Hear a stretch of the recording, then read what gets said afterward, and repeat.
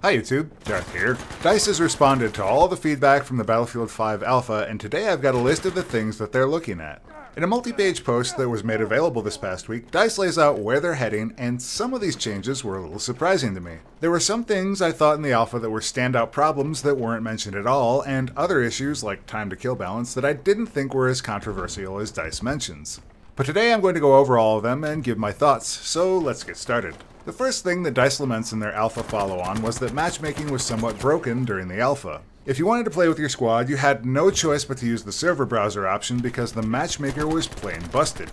It's pretty clear from the alpha that they intended to make the matchmaking the primary way for players to get in the game, as the server browser is somewhat difficult to find in the user interface. I wasn't a huge fan of the matchmaker, as it would frequently time out after about 3 minutes and then just give up. It was also placing some players in servers outside their region, causing the usual problems that come with out-of-region players in the Frostbite engine. Dying behind walls, and trades are more frequent with these players. Specifically, DICE stated, there are many factors to juggle when it comes to matchmaking, finding players with equal latency and skill level, and more, and these factors all need to coexist. Getting the best possible matchmaking is a challenge of balance. We want to match you into the best possible server and experience, which may take a few moments of waiting, but at the same time not have you waiting too long to deploy. This gives me some pause. The primary reason I left Battlefield 1 was because of the poor matchmaking. I even made a video about that, which I'll link in the description below. I got fed up with Battlefield 1 because even after you found a server worth playing on, the individual rounds would quickly become terribly lopsided. This is because their balancing algorithm was based on a very poor system that has been in use since at least Battlefield 3. Using it as a matchmaking device just ensured that a single good player or two would always be put on a team of lackluster players. High individual effort would be rewarded with more problems. I really do hope they've revised how skill is calculated in this franchise, because the previously used and outdated algorithm is a hideously bad measure for use in balancing. Don't believe me? Watch that video, you'll see what I'm talking about. It also didn't help that Battlefield 1's Conquest scoring system is royally screwed up and has been left that way, but thankfully at least that has been fixed as of the Battlefield 5 alpha.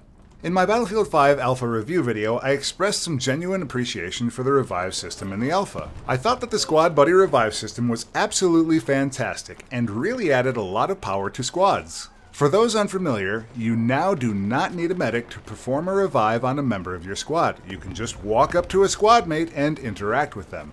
Now, the time to perform this revive was a full 5 seconds, which made it very different from the medic revive, which took about 1 second. I thought this did two things really well. One, it gave a lot of reason to play medic, as 5 seconds is a long time to be out of the fight.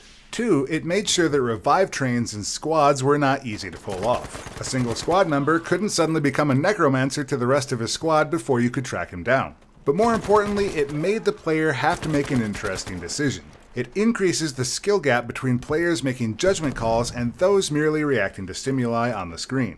Well, in their latest alpha follow-up, DICE decided that 5 seconds was too long, and they have instead made that 2.5 seconds, half the time. I find this decision a bit confusing because I generally thought the 5-second mark made it a real choice. In previous Battlefield titles, I considered 2.5 seconds the break-even time for mild inconvenience, specifically in reloading weapons. It's about the point where reloading became a detriment in close quarters. So I don't think this change is a good one. Specifically, you will no longer have to make sure a point is clear before reviving, and I think there's another detriment here, that the medic revive is going to be even less valued. Particularly if the game ships with the ability to drag down buddies out of the way. Then you don't even have to worry about getting in the line of fire. Now, this decision may have been made in service of giving a close squad even more power together. Or perhaps it was a way to discourage rushing to the redeploy screen to respawn. But I think it's going to seriously impact the viability of the medics. Revives are probably one of the most powerful tools in the Battlefield franchise. The difference between a full revive and a lesser revive is very minimal when compared to no revive at all. Which is, as of this change, the only major difference between squads that play together and the medic's primary ability. Given the really long window that revives have in Battlefield 5, I think that this considerably lessens the skill gap in the revive system. It does speed up the game, and it does make buddy squads more powerful, but I think this is a highly questionable move. In absence of the ability to playtest this, it's probably the change DICE mentioned that I'm most concerned about. Next up is time to kill. Now, DICE's response on time to kill was a little bit strange. They seemed to acknowledge that the community had a mixed opinion on the TTK. When it comes to the time to kill, or TTK, we've seen some polarizing feedback where some players felt that they were being killed very fast when encountering enemies, while others felt that TTK was just right. This is something we will keep tweaking. Their general response to this feedback seems to be less about tweaking the weapon time to kill and more looking into external factors. Specifically, they said, "We are looking at how fast you can assess a threat and understand from where the fire is coming. Giving you good communication on enemy fire will let you fire back and survive longer. We're also fine-tuning the amount of camera shake that occurs when you're hit. If these adjustments aren't enough, we'll look at tweaking the damage of weapons." DICE also acknowledged that much of the feelings of TTK issues may come from the modes the people are playing or their general map awareness. Personally, I never felt like the time to kill was an issue one way or the other, so I guess I'm in the group that felt like the TTK was just about right. But I must admit, it's a little bit hard to evaluate based on a limited pool. If I think about the beta weapons that Battlefield 4 released with, we'd never have known about guns that are absolutely built for shredding in that game. Or, for example, with Hardline, we didn't see some of the more broken elements of that game in their beta. So it's really hard to judge TTK based on the Battlefield 5 alpha. But it seems like, based on what DICE is saying, it's a concern they're aware of and keeping in mind with the design and balance of their game. DICE acknowledges the limited selection somewhat later in their update. Important to note is that the closed alpha had a limited pool of weapons, and when we add more, the overall balance will change. The arsenal that was tested in the alpha was a small subset, and more passes will be made to it and all the other Battlefield 5 weapons and gadgets. And honestly, I think that's all we can ask for at this stage of development. If the shipped game plays relatively the same as the alpha, I'll be pretty pleased. On weapon balance, two issues that DICE identified in the alpha were the recoil of certain weapons and the general supply of ammo. On weapon recoil, they were a bit vague, but they stated that they have tweaked the recoil of some weapons based on the alpha. I'm genuinely curious as to what weapons they went after, as they did state it will require a bit more effort and pacing between shots to be effective.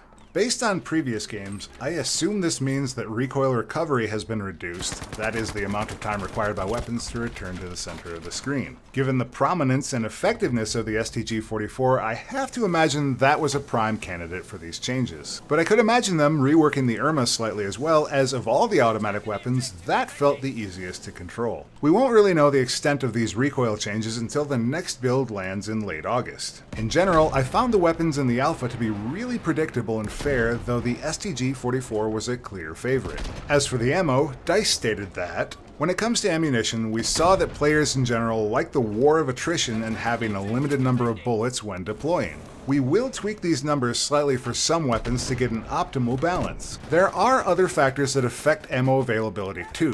For instance, the possibility of looting dropped ammo from dead players benefits certain classes more than others, and we'll need to adjust the balance accordingly. My take on this is that certain weapons could just keep going and players were ignoring supplies because as long as they kept killing, they would get a sufficient amount of ammo. I actually didn't notice this too much in the alpha, but I didn't play a lot of the semi-automatic or bolt-action weapons. And for the most part, I could easily resupply at the supply stations, which were won to a point. Which I think will be a bigger problem going forward if they're trying to keep resupply as a role important for the medic and support. The supply stations in the alpha were plentiful and easy to get to. Once you knew where they were, it was trivially easy to resupply after capturing a point or on your way to the next. On reinforcements, DICE had this to say. In the closed alpha, we gave you the chance to call in two of the several squad reinforcements of Battlefield 5, the Churchill Crocodile tank and the V1 rocket. Players had fun with these powerful weapons, but some aspects will be adjusted.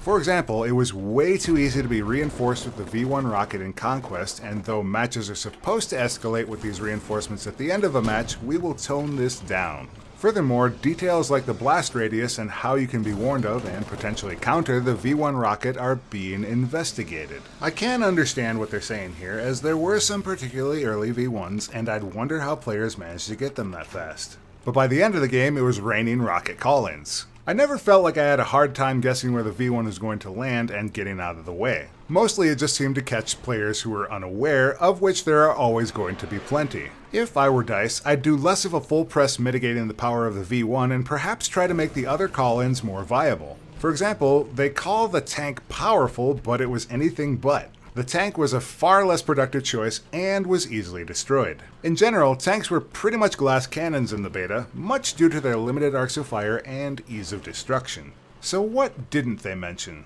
Definitely missing from the update was any mention of vehicle balance. Given the top-tier role vehicles have taken in previous Battlefield games and the very obvious power shift in the Battlefield 5 alpha, this is kind of surprising. Planes were basically an unplayable mess in the alpha. Short of the one viable variant of Stuka, you weren't contributing at all to the battle. Kills were exceptionally hard to come by when bombs did less damage than grenades. I think planes have already received a pretty big nerf with the changes to the spotting system.